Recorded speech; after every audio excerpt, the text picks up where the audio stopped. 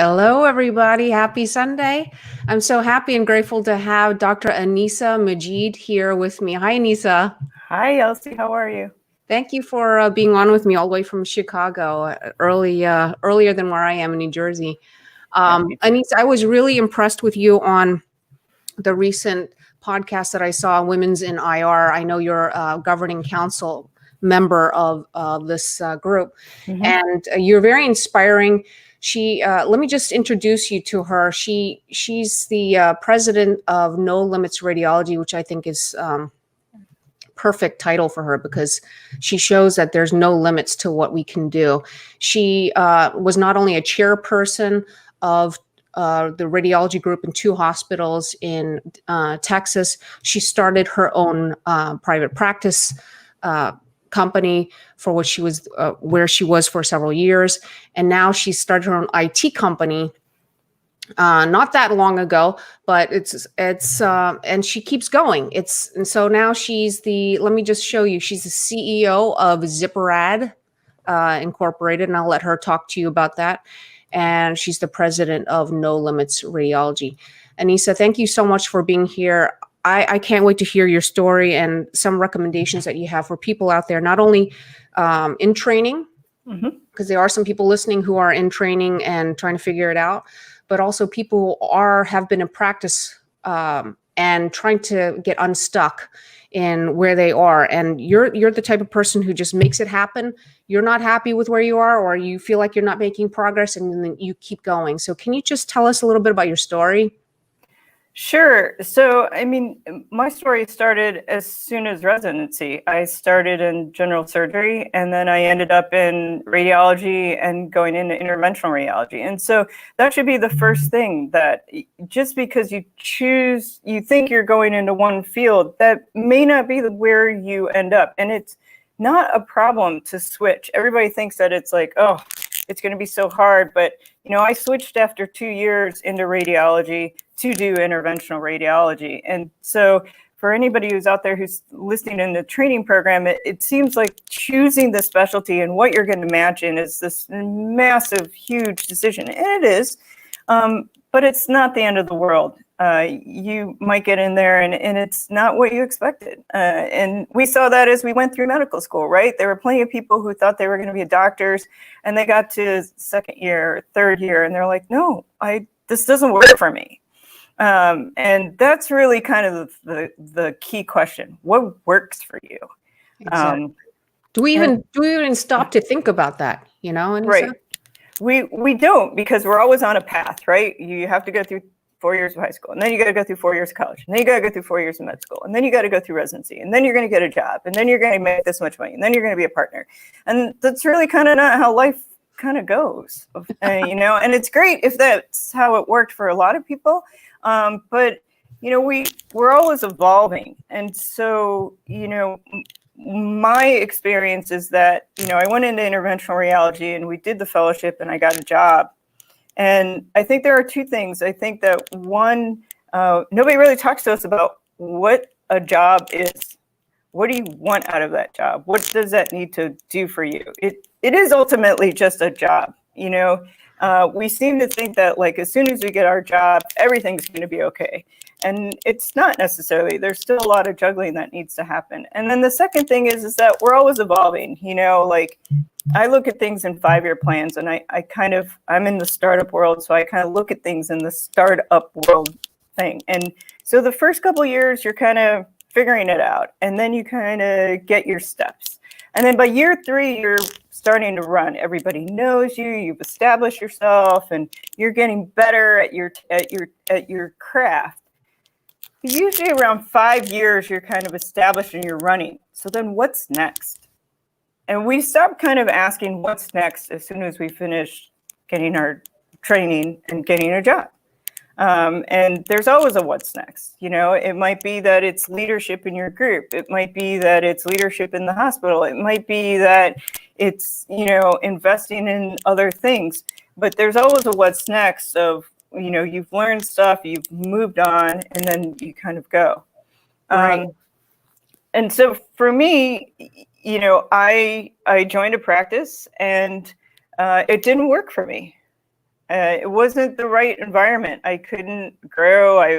I was very suffocated there, and I made a decision to leave it.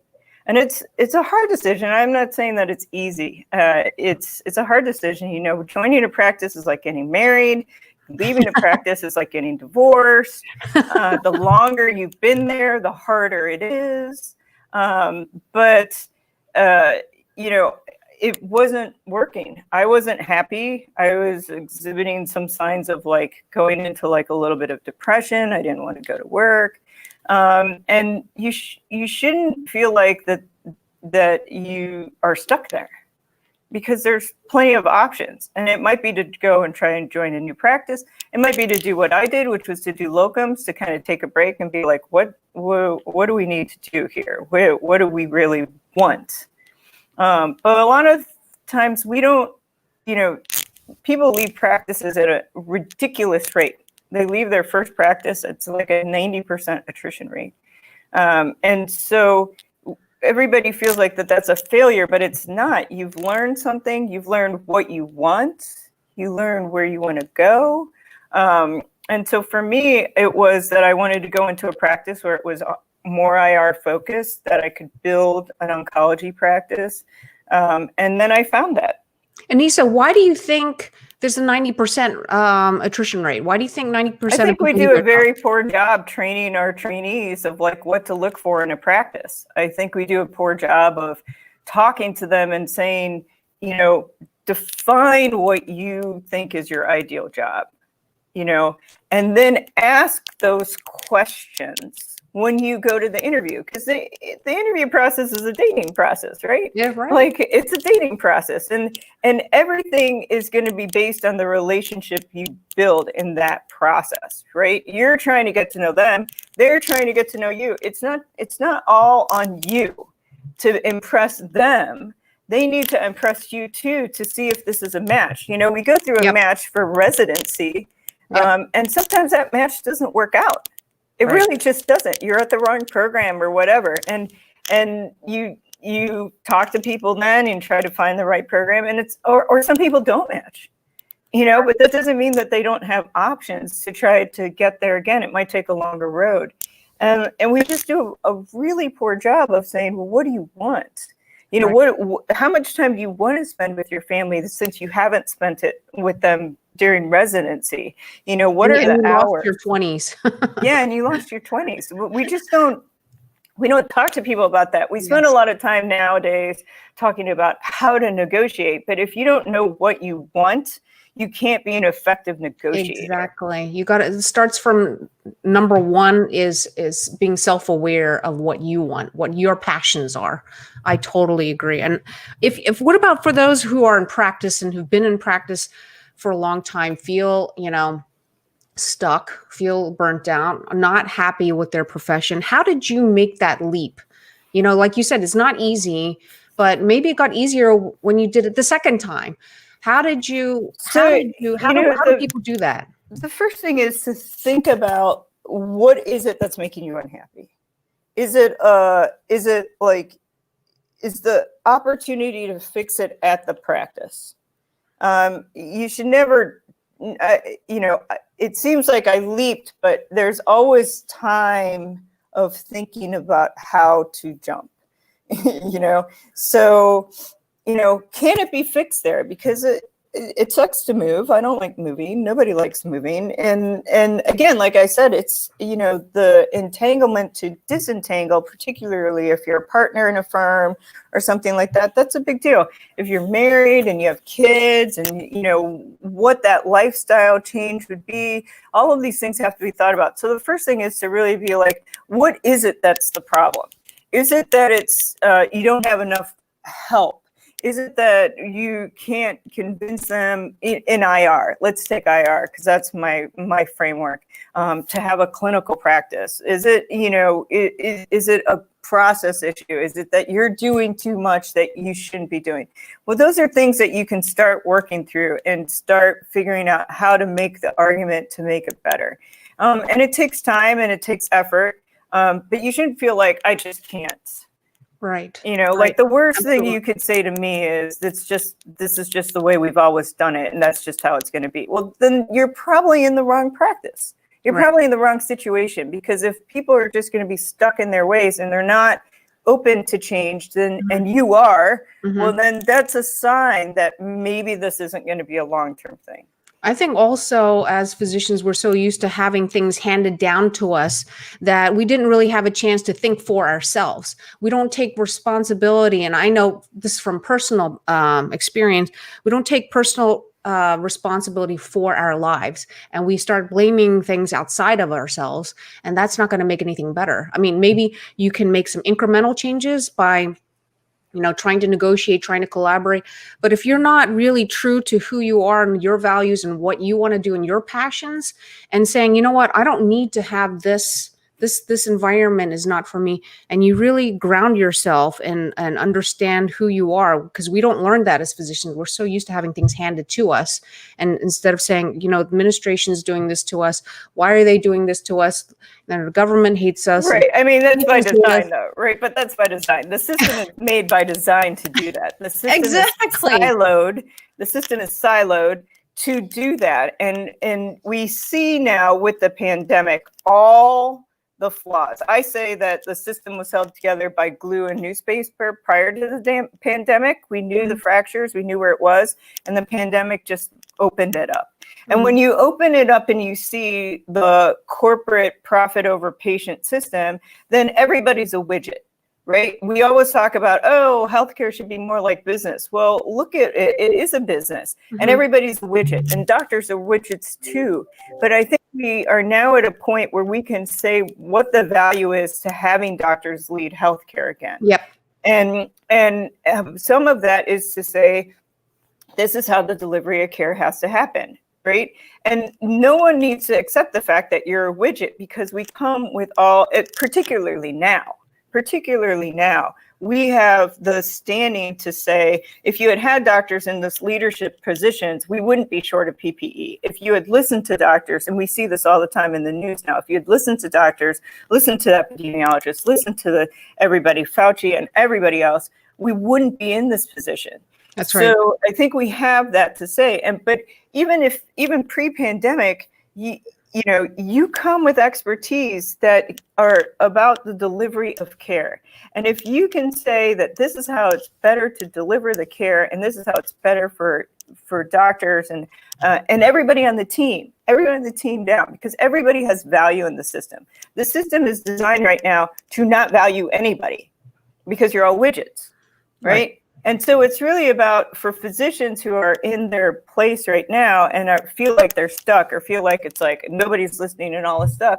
Well, it's just a matter of thinking about how to go. If you don't want to leave, and I'm not saying that leaving is necessarily the answer. If you don't want to leave, if you feel like there's the opportunity to make it better, well, then there's, it's just creative thinking. They talk about in Harvard Business Review and whatever in business, innovation and disruptive innovation. Well, sometimes innovation is just making it better.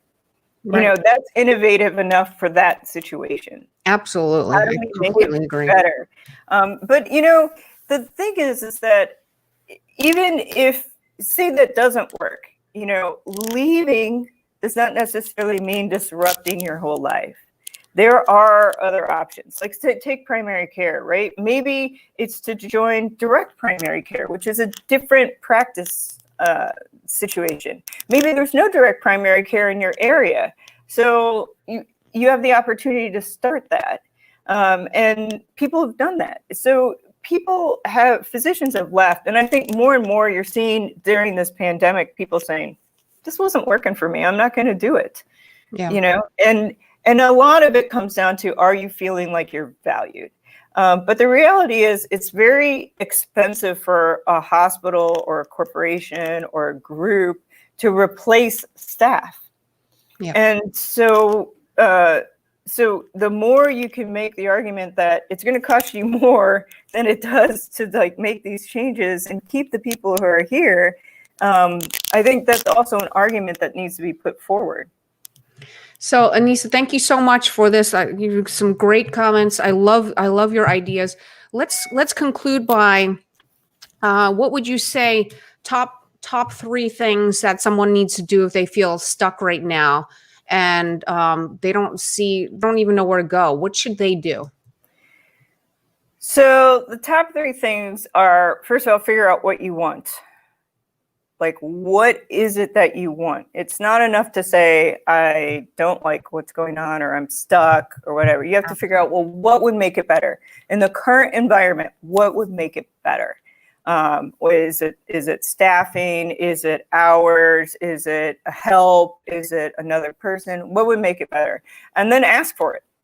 And I think a lot of people don't ask for it because they're like, nobody's going to listen to me, or there's been negative feedback already, but that doesn't mean you don't ask for it. Mm-hmm. And then evaluate, like, in negotiations, it's always like best alternative to a negotiated agreement, right? So if you can't make that happen, then what's your best alternative? Well, there's a lot, actually. And if you've done the whole, you have 6 months of savings and everything, that's helpful.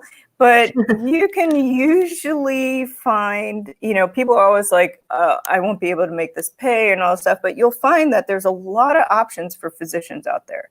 A lot. There's a lot of options in terms of, as consultants, in terms of getting involved with medical device, in terms of getting involved with pharma, in terms of getting involved with a lot of things where physicians should have the voice. Enough networking and asking out you'll be able to find some paths that maybe open up different things for you. Love that. And just take action. I mean, once you know what you want to do, what are the 3 small things that you can do every day to make it happen? Watch the small wins start happening, and that's going to get you going. Yep. Small wins are key. And everything will build on that. I love that. Thank you so much, Aneesa. If somebody has any questions for you, can they reach out to you, and how? Yeah, absolutely. They can reach out through LinkedIn. It's pretty easy to find me, or they can reach out on Twitter. Happy to. Oh, yes. I have your Twitter feed here. Happy to have that. But, the thing is that, just to finish, is that as we come out of this pandemic, collectively, I think that what's everybody's learned is that physician leadership is key. Yes. And that there's an opportunity now for physicians to make that argument. But the system has to change. Yesterday it was announced that Tony Hsieh, who founded Zappos, passed away. And he was a visionary, but he talks about delivering happiness. And how did that work? Zappos is 100% about the culture of the organization where everybody feels valued. And then their product, customer service or whatever, was able to grow from that. And that's something that we can't do in healthcare right now because everybody works in silos, but our individual organizations can. And we can all work towards that overall. And I think, like you said, physicians are being, people are realizing as the healthcare is becoming more complex, how important it is to have that physician voice. So we need physicians to start thinking of themselves as leaders. And delivery, and yes, I'm sorry to interrupt. No, go ahead. Delivery of care is very important. People think that innovation in healthcare, and a lot of the innovation in healthcare is happening by people who aren't physicians. So you get the newest Fitbit and the newest, consumer this or that.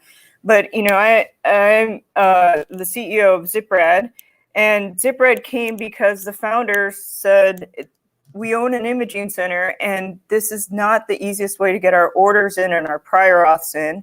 And our mission is to get rid of the electronic fax. So that's how systems communicate today.